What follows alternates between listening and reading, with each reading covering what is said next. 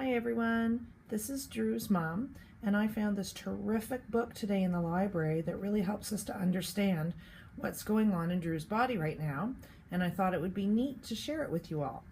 So I'm just going to read part of this book. The first part of the book tells us about how our blood works and how it develops in our body, and that's really neat. So I'm just going to read this first part.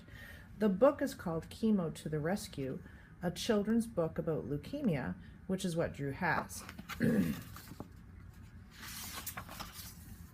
Hi, my name is Kyle and this is Dr. Dan.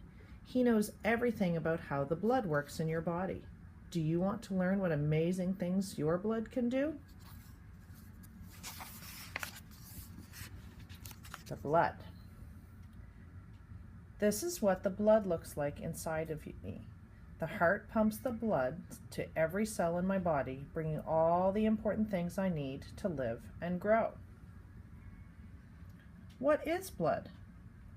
The blood is made up of millions of tiny cells. These cells travel in a liquid called plasma through large and small tubes called veins and arteries. Notice that there are not only red blood cells. Do you see any other colors in here? Where is the blood made? The blood cells are made in the bone marrow. The bone marrow is a soft and spongy tissue found inside the bones. The bone marrow can make as many as 5 billion blood cells a day.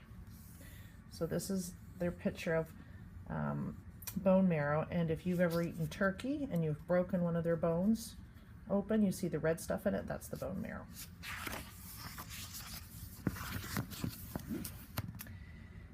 If Dr. Dan puts a drop of blood under the microscope, he can see these tiny blood cells very big. He can see the red blood cells, white blood cells, and platelets. All 3 of these cells do some very important things for your body. So these are the red blood cells, and red blood cells carry the oxygen from the air that I breathe to every cell in my body.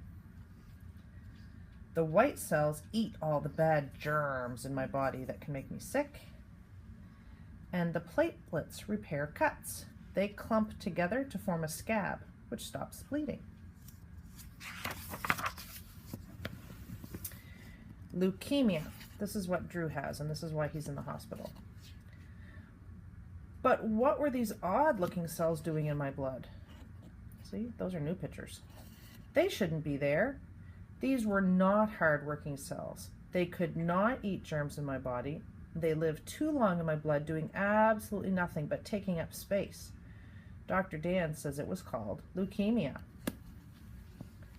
But my bone marrow couldn't stop making these cells. It made more and more. And soon there were so many of these lazy cells that there was no room left for the hard-working cells. Look at them, they're crowding them all out. And those red blood cells are saying, get out of here, move on, trying to do my job. You're in my space, worthless lazy blobs. But that's what happens. They kind of take over.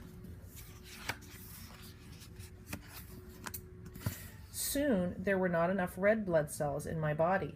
I felt tired and breathless, and my skin was pale.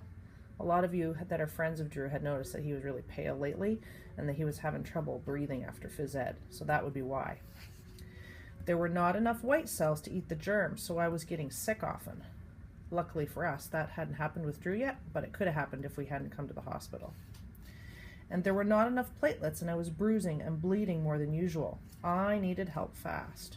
So Drew didn't start having nosebleeds or anything yet, but he did have some bruising, so that was another clue for us. So that's why Drew is here in Halifax, and he's getting the medicines and the help he needs to get his blood to look, instead of like this, instead of looking like this, all crowded and not well, we're getting his blood back to this. So that's why we're here.